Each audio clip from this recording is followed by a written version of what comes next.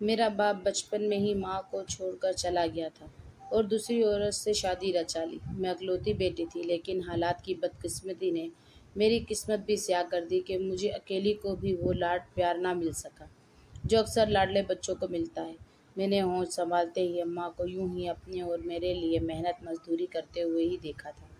ہم ماموں کے گھر رہتے تھے اور ممانی بہت زیادہ جھگڑا کرتی۔ اماں بنگلے پر کام کر کے واپس آنے کے بعد مامی کے گھر کا سارا کام بھی کرتی، لیکن پھر بھی وہ خوش نہ ہوتی۔ ماموں چپ چاپ سب کچھ دیکھتے رہتے، مگر بہن کی خاطر بیوی کو کچھ نہیں کہتے تھے۔ شاید وہ بھی میری اماں اور مجھے بوجھ سمجھتے تھے۔ میں نے کئی بار دیکھا اماں اپنی پرانی تصویریں دیکھتے ہوئے ہمیشہ اداس ہو جاتی تھی اور گھنٹوں اپنے بہن بھائیوں کو یاد کر کے روتی۔ میری اماں کی ایک اور بہن یعنی میری ایک خالہ اور بھی تھی، مگر ہم ان سے کبھی نہیں ملے تھے۔ اماں بتاتی تھی کہ ملک سے باہر ہوتی ہیں، لیکن مامی ہمیشہ خالہ کے بارے میں بری باتیں کرتی اور کہتی انہوں نے اپنی پسند سے بھاگ کر شادی کی تھی، اس لیے ان کے یہاں پہلی ہی اولاد پر انہیں سزا مل گئی۔ میرے خالہ کا بیٹا خواجہ سیرا تھا اور وہ اب بھی اپنے ماں باپ کے ساتھ ملک سے باہر ہی رہتا تھا۔ میں کبھی کبھی سوچتی اگر وہی بیٹا ان کا اس ملک میں پیدا ہوا ہوتا تو کیا وہ اتنی آسانی سے ماں باپ کے ساتھ رہ لیتا؟ اس کا جواب صرف نہیں تھا۔ پھر اس کی پرورش ماں باپ نے نہیں بلکہ کسی گروہ نے ہی کرنی تھی۔ یہی سب حالات دیکھتے اور سہتے ہوئے میں جوان ہو گئی۔ میں نے خوب قد کاٹ اور رنگ روپ نکالا تھا، میری خوبصورتی سے ہر کوئی متاثر ہوتا تھا۔ دوسری طرف میرے ماموں کی بیٹیاں خوبصورت نہیں تھیں، اس لیے وہ دونوں مجھ سے بہت زیادہ چلتی تھیں۔ مامی کا رویہ بھی میرے ساتھ اچھا نہیں تھا۔ وہ اکثر اماں سے کہتی کہ بیٹی پر نظر رکھو، کہیں یہ بھی اپنے باپ اور خالہ کے نقش قدم پر نہ پڑے۔ مجھے ممانی کی باتوں پر دل سے افسوس ہوتا کہ نہ جانے کیوں وہ ہم ماں بیٹی کے لیے اتنی نفرت دل میں رکھتی ہیں، جبکہ ہم تو ان کا برا نہیں سوچتے۔ ایک دن میری سالگرہ پر ممانی کی دونوں بیٹیاں مجھ سے کہنے لگی، آج ہم تمہیں گھر سے باہر گھمانے پھرانے لے کر جائیں گے، تم بس اپنی اماں سے اجازت لے لو۔ لیکن یہ بات ہم نے اپنی اماں کو نہیں بتائی، تم بھی نہ بتانا۔ میں گھومنے پھرنے کے شوق میں ان کی باتوں میں آ گئی اور اماں سے جھوٹ کہا کہ ٹیوشن والی باجی سے کچھ سوال پوچھ کر آتی ہوں، کل میرا ٹیسٹ ہے اور مجھے سمجھ نہیں آ رہے۔ اماں مجھے پڑھا لکھا کر افسر بنانا چاہتی تھی۔ وہ میری پڑھائی کو لے کر ہمیشہ سے بہت فکر مند تھی، اس لیے مان گئی۔ میں گھر سے اکیلی نکلی اور میرے پیچھے پیچھے ہی میرے ماموں کی دونوں بیٹیاں بھی آ گئیں۔ وہ مجھے ایک بڑے ہوٹل میں لے آئی، کہا کہ تمہارا بھی اچھے کھانے اور اچھی زندگی گزارنے کا حق ہے، اس لیے آج اپنی سالگرہ پر انجوائے کرو۔ وہ دونوں مجھے ایک میز پر بٹھا کر یہ کہہ کر وہیں سے چلی گئیں، وہ کھانے کا کہہ کر ابھی آتی ہیں۔ مجھے وہیں اکیلا ڈر تو لگا اور اماں سے بولے گئے جھوٹ پر افسوس بھی ہوا، لیکن میں نے سوچا کہ تھوڑی دیر کی بات ہے، پھر تو گھر ہی چلے جانا ہے۔ ابھی یہ سب سوچتے ہوئے کچھ ہی دیر گزری تھی کہ وہاں ایک لڑکا آ کر سامنے رکھی کرسی پر بیٹھ گیا۔ وہ میری طرف دیکھ کر مسکراتے ہوئے میرا نام پوچھنے لگا تو میں ڈر گئی اور ادھر ادھر نظریں دوڑائی، اپنے ماموں کی بیٹیوں کو تلاش کیا جو کہ مجھے کہیں بھی دکھائی نہیں دی۔ مجھ سے اب مزید انتظار بھی نہیں ہو رہا تھا۔ میں جلدی جلدی خود ہی اٹھ کر گھر کی راہ لی، کیونکہ مجھے اب مزید یہاں بیٹھنا ٹھیک نہیں لگ رہا تھا۔ میں نے ایک رکشہ پکڑا اور گھر کی طرف چل دی۔ جب میں گھر پہنچی تو میرے پیروں تلے سے زمین ہی نکل گئی، کیونکہ ماموں کی دونوں بیٹیاں تو گھر واپس آ چکی تھیں اور سین میں بیٹھی تھیں، جبکہ اسی سین کے بیچوں بیچ میری اماں بیٹی سر پیٹ رہی تھیں اور مامی نے چیخ چیخ کر گھر کی در و دیوار ہلا دیے تھے۔ مجھے خود غلط محسوس ہونے کا احساس ہو چکا تھا۔ سب لوگوں کی نظریں جب میری طرف اٹھی تو مامی نے دوڑ کر مجھ پر چیل کی طرح حملہ کر دیا اور مجھے مارنا پیٹنا شروع کیا۔ میں نہ سمجھی سے بار بار پوچھی، مجھے میری غلطی تو بتائیں، کیا ہوا ہے؟ اس سارے تماشے میں اماں خاموش بیٹھی مجھے پٹتا ہوا دیکھتی رہیں۔ مجھے اپنی امی کی بے حسی پر بہت صدمہ پہنچا کہ وہ اپنی بیٹی کو ایسے کیسے کسی کے بھی ہاتھوں رسوا ہونے دے سکتی ہیں۔ آخر ماموں کو ہی مجھ پر رحم آیا اور انہوں نے مجھے ممانی کے چنگل سے آزادی دلوائی اور مجھ سے پوچھا کہ میں اکیلی کہاں گئی تھی، تو میں نے جھٹ سے کہہ دیا، ماموں میں تو آپ کی بیٹیوں کے ساتھ ہی گھومنے گئی تھی، جس پہ وہ دونوں صاف مکر گئی۔ تو میں نے روتے ہوئے کہا کہ یہ لوگ جھوٹ بول رہی ہیں۔ یہاں ایک مرتبہ پھر مامی نے مجھ پر حملہ کر دیا اور کہا کہ میں ان کی بیٹیوں پر الزام لگا رہی ہوں۔ میں نے کہا کہ میں کیوں الزام لگاؤں گی، جبکہ ہم تینوں ساتھ گئے تھے۔ تو پھر میرے ماموں کی بیٹی نے آگے بڑھ کر اپنا فون نکال کر سب کے سامنے کر دیا۔ اس کے موبائل نظر پڑتے ہی میرا تو خون خشک ہو گیا اور میں تھر تھر کانپنے لگی۔ وہاں تو اسی لڑکے کے ساتھ میری تصویریں موجود تھیں جو ہوٹل میں میرے پاس آ کر بیٹھا تھا۔ میری کزن نے مزید سب کو بتایا کہ ہمارا کوچنگ سینٹر اسی ہوٹل کے پاس ہے اور واپسی پر یہ ہم سب یہ سب ہم نے خود اپنی آنکھوں سے دیکھا۔ اب تو مامی نے ہم ماں بیٹی پر ظلم کے پہاڑ ہی توڑ ڈالے، اور ماموں بھی ایک لفظ نہیں سن رہے تھے۔ میں نے سب کو رو رو کر سچائی بتانے کی کوشش کی، لیکن کسی نے بھی میری ایک نہیں سنی، بلکہ ممانی نے ہمیں اس گھر سے نکل جانے کا حکم دے دیا۔ کب سے خاموش بیٹھی اماں نے اب لفظ کشائی کی اور بس اتنا کہا کہ چلو میرے ساتھ، اب اس گھر میں ہمارا دانا پانی ختم ہو گیا ہے۔ میں نے اماں ہے پاؤں پکڑے اور کہا کہ یہ سب میری وجہ سے ہوا ہے، مجھے کسی یتیم خانے میں چھوڑ آئے، خود کو اس عمر میں یوں در در کی ٹھوکریں کھانے پر مجبور نہ کریں۔ مگر اماں نے میری ایک نہ سنی اور ہم ماموں کا گھر چھوڑ آئے۔ اماں مجھے اپنے ساتھ لے کر ٹرین میں بیٹھ گئیں۔ ہم نہ جانے کہاں جا رہے تھے، کوئی نامعلوم منزل ہی تھی جس کے بارے میں مجھے نہیں پتا تھا۔ 2 دن کا سفر کر کے ہم لوگ ٹرین سے اتر گئے اور ٹیکسی میں بیٹھ کر کافی مہنگے اور خوبصورت علاقے میں آ گئے۔ ان 2 دنوں میں اماں نے کوئی بھی مجھ سے بات نہیں کی اور بس سفر میں چپ چاپ ہی رہیں۔ مجھے افسوس تھا کہ اماں کو بھی مجھ پر یقین نہیں۔ ٹیکسی ایک بڑے سے گیٹ پر آ کر رک گئی۔ اتنا بڑا اور خوبصورت گھر دیکھ کر میری تو آنکھیں کھل گئیں۔ اماں نے بیل بجائی تو گھر کے اندر دروازے کے ساتھ بیٹھے چوکیدار نے دروازہ کھولا اور ہم ماں بیٹی کے اندر چلے گئے۔ گھر اندر سے باہر سے بھی زیادہ خوبصورت اور عالیشان تھا۔ ملازم ہمیں اندر پہنچا کر خود لوٹ آ گیا اور ہم آرام دہ صوفے پر بیٹھ گئے۔ کچھ ہی دیر بعد ایک خاتون کمرے میں داخل ہوئی۔ انہوں نے بہت مہنگا لباس پہنا ہوا تھا۔ اماں جو اتنے دن سے چپ کا روزے رکھے بیٹھی ہوئی تھی، فوراً اس عورت سے ہنس ہنس کر ملنے لگی اور دونوں آپس میں یوں ملی جیسے بہت بے تکلفی ہو۔ اماں نے میری طرف اشارہ کر کے کہا کہ یہ میری بیٹی ہے۔ وہ عورت فوراً سے پہلے میری طرف لکی اور بے اختیار گلے لگا لیا۔ اماں نے مجھے بتایا کہ یہ تمہاری خالہ ہیں اور اپنے ملک واپس آ گئی ہیں۔ مجھے یہ جان کر بہت حیرانی ہوئی اور ساتھ ہی یہ سوچ بھی آئی کہ اماں کو خالہ کا کیسے پتہ چل گیا۔ دونوں بہنیں رابطے میں تھیں۔ میں بھی اب نارمل ہو چکی تھی اور اپنی خالہ سے خوش دلی سے ملی اور باتیں کی۔ مجھے خالہ کے بیٹے کو دیکھنے کا بہت اشتیاق ہو رہا تھا، جسے سب خواجہ سرا کہتے تھے، مگر وہ کہیں بھی نظر نہیں آیا۔ کچھ دیر بعد ہم نے اپنے زندگی کا پہلا لذیذ ترین کھانا کھایا اور خالہ نے ہم ماں بیٹی کو ہمارا کمرہ دکھایا جہاں ہم آرام کرنے والے تھے۔ میں تو نرم بستر پر دراز ہوتے ہی سب کچھ بھول بھال گئی تھی اور چین کی نیند سو گئی۔ مگر اس رات آدھی رات کو اماں نے مجھے جگا دیا اور کچھ ایسا کہا کہ میری آنکھیں پھٹی کی پھٹی رہ گئیں۔ اماں نے مجھ سے کہا کہ جلد میری شادی خالہ کے بیٹے سے کرنا چاہتی ہیں کیونکہ میں نے ان کا اعتماد توڑا ہے۔ میں نے اماں سے کہا کہ وہ ایسا نہ کرے، مجھے معاف کر دے۔ میں اس سے جھوٹ بول کر گھر سر باہر گئی، لیکن میرے کسی لڑکے کے ساتھ کوئی تعلق نہیں۔ ممانی کی بیٹیاں جھوٹ بول رہی ہیں، لیکن اماں میری کوئی بھی بات سننے کو تیار نہ تھی۔ میں نے بھی پینترا بدل کر کہہ دیا کہ آپ نے بھی تو مجھ سے جھوٹ بولا ہے اور خالہ سے ملتی رہی ہیں، تو اماں کا ہاتھ مجھ پر اٹھ گیا۔ مجھے یوں لگ رہا تھا یہ میری اماں ہی نہیں جسے میں جانتی ہوں، یہ کسی اور کے کنٹرول میں ہے۔ میں نے پھر کہا کہ آپ نے میری شادی کرنی ہی تو کر دیں، مگر مجھ پر الزام تراشی کرنا بند کریں۔ اپنے بھائی اور ان کی جھوٹی مکار بیٹیوں کی بات میں آ کر مجھ پر کیچڑ نہیں اچھالیں۔ تب اماں نے میرے سامنے ایک شرط رکھ کر میرے سر پر آسمان گرا دیا اور کہا کہ اگر خالہ کے بیٹے سے شادی کر لو تو وہ مجھے معاف کر دیں گی۔ ظاہر سی بات ہے وہ ایک خواجہ سرا تھا اور میں اس سے شادی کیسے کر سکتی تھی۔ میں نے فوراً اماں کی بات پر انکار کر دیا تو انہوں نے کھل کر کہا کہ اگر یہ الزام بھی نہ لگتا تو بھی وہ مجھے خالہ کے بیٹے سے ہی بیانے والی تھی۔ اگر میرے دل میں ماں کے لیے ذرا سی بھی ہمدردی ہے تو مجھے یہ شادی کرنی ہی ہوگی۔ مجھے اپنی اماں کی سنگ دلی پر بہت افسوس ہوا، لیکن اس کے سوا کوئی دوسرا راستہ نہیں تھا، اس لیے میں مان گئی۔ اگلے دن اماں نے خالہ کو بھی یہ خبر جب سنائی کہ میں شادی کے لیے مان گئی ہوں، خالہ بھی خوش ہو گئی اور میرے صدقے واری جانے لگی۔ لیکن میں خوش نہیں تھی اور مجھے دل سے وہیں بیٹھی رہی۔ دونوں بہنوں کا خوشی سے کوئی ٹھکانہ نہیں تھا۔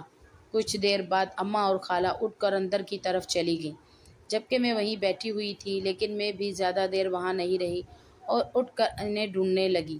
اتنے بڑے گھر میں ڈھونڈنا بھی مشکل تھا، مگر ڈھونڈتے ہوئے مجھے ایک کمرے سے کھٹ پٹ کی آوازیں آ گئی تھی۔ میں نے دروازے میں سے ہلکا سا جھانک کر دیکھا۔ خالہ اور اماں کو نوٹوں سے بھری ہوئی گڈیاں دی تھیں، جنہیں لے کر اماں کا چہرہ خوشی سے تمتما رہا تھا۔ مجھے اب سمجھ آئی کہ خالہ نے اماں کو پیسوں کا لالچ دے کر اپنا نامکمل بیٹے کے لیے میرا سودا کر لیا تھا اور اب میری شادی کروا رہی تھی۔ مگر افسوس تو مجھے اپنی سگی ماں پر تھا جس نے میرے ساتھ ایسا دھوکہ دہی کی تھی۔ میں وہیں سے چپ چاپ لوٹ آئی۔ جب اماں میرے پاس آئیں تو میں نے بھی ان سے منہ موڑ لیا اور کہا کہ میں ان کا لالچ دیکھ چکی ہوں، میری ماں میرا سودا کر چکی ہیں۔ تب اماں اپنے دکھڑے سناتے ہوئے کہنے لگی کہ تمہاری خالہ امیر ہیں اور ہمارے پاس کیا ہے؟ ان پیسوں سے میں گھر خریدوں گی جو ہم دونوں کا مضبوط ٹھکانہ ہوگا، اور پھر تم بھی شادی کے بعد اپنے شوہر کو اپنی مٹھی میں کر لے یہ سارا کچھ اپنے نام کروا لینا، بعد میں جہاں چاہے پسند سے شادی کرنا۔ مجھے اماں کی باتیں سن کر افسوس ہوا۔ میں نے صاف صاف کہا کہ یہ دھوکہ ہے، جو آپ کر سکتی ہیں میں نہیں۔ تو اماں نے بھی ترکی بترکی جواب دیا کہ اس دنیا نے بھی ہمارے ساتھ دھوکہ ہی کیا ہے، بدلے میں ہم بھی انہیں وہی واپس لوٹا رہے ہیں۔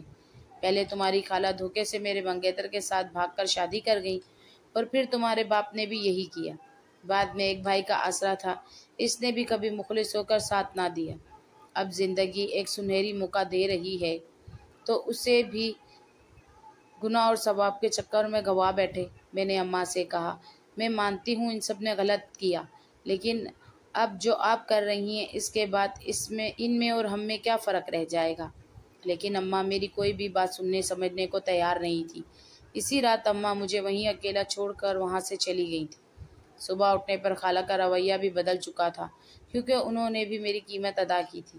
اب میں ایک طرح سے ان کی غلام تھی۔ خالہ نے مجھے کہا کہ وہ آج ہی میرا نکاح اپنے بیٹے سے پڑھوائیں گی، جس کے لیے میں دل سے راضی نہیں تھی، مگر اماں کی لالچ نے مجھے بھی چپ رہنے پر مجبور کر دیا۔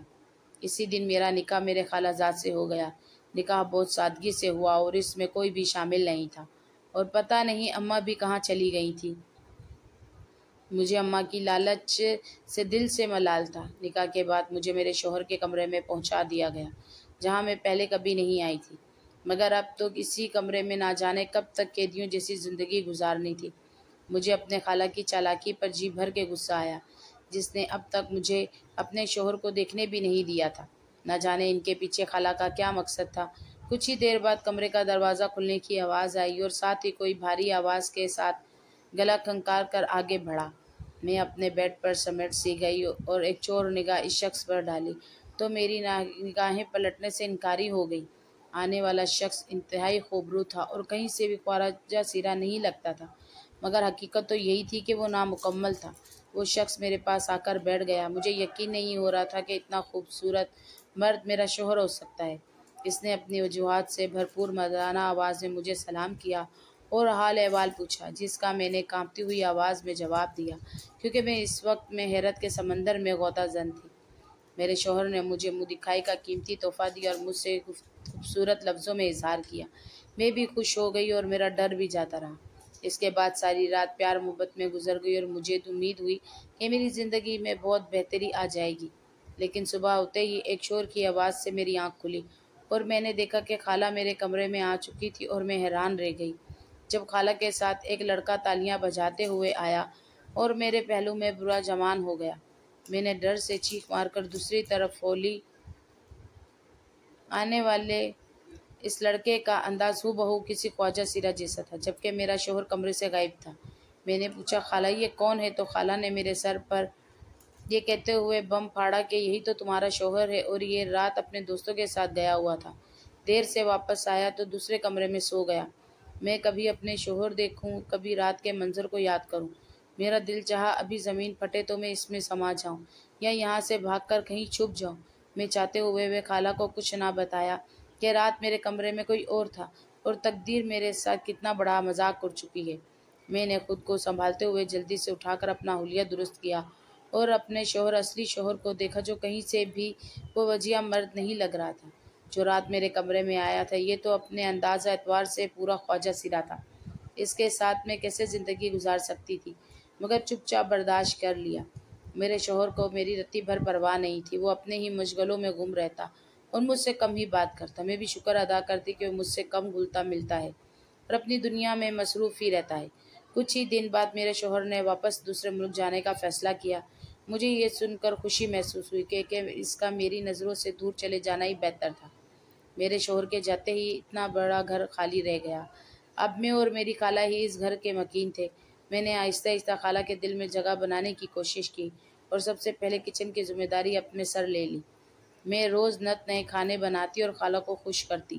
मैं खाला के साथ बाहर भी जाने लगी। मेरी जिंदगी में अब कोई भी कमी नहीं बची थी सिवाय सच्चे प्यार के और एक हमदर्द हमसफर की। मैं नौबियाता मगर कुंवारी ही लड़की थी। मुझे कभी कभी इस शख्स की बहुत याद आती जो शादी की पहली रात कमरे में आया था मगर इसके बाद दोबारा नहीं दिखाई दिया। मेरे लिए हैरत की बात थी कि इसका क्या मकसद था और वो कौन था।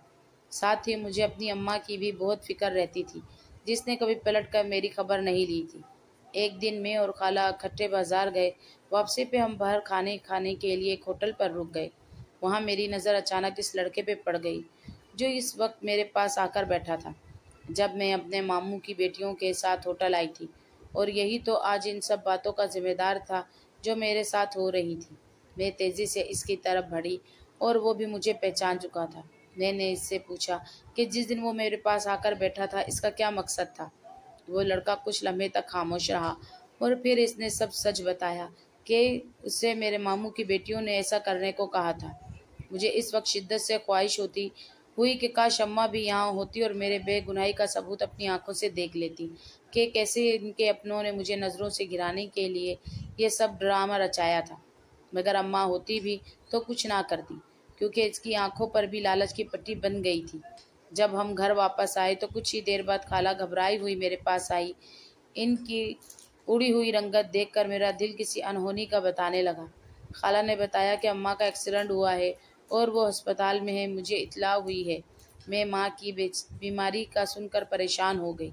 फ़ौरन माँ के पास पहुँची जहाँ इसने मुझसे माफ़ी मांगी लेकिन मैं इस इरादे में अभी नहीं थी और अम्मा से कहा कि मैं इस जैसी हरगिज़ नहीं हूँ। मैं अपनी अम्मा का साथ छोड़ने वाली नहीं हूँ।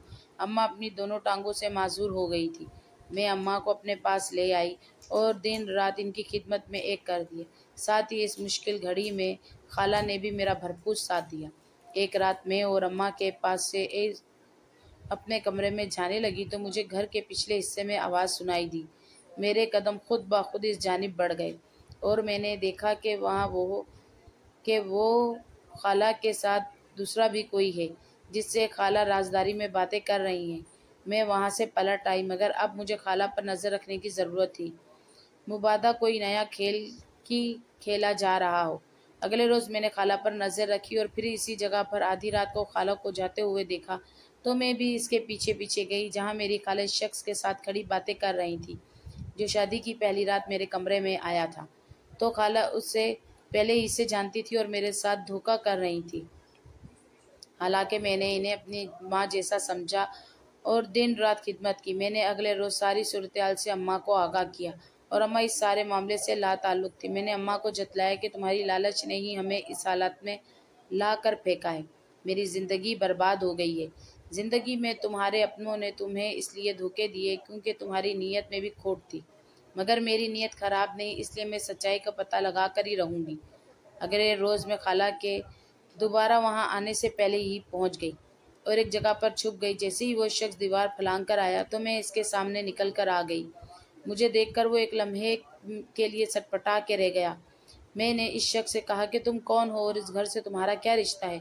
तो इसने मुझे पुरसुकून अंदाज में जवाब दिया कि वो मेरी खाला का बेटा है।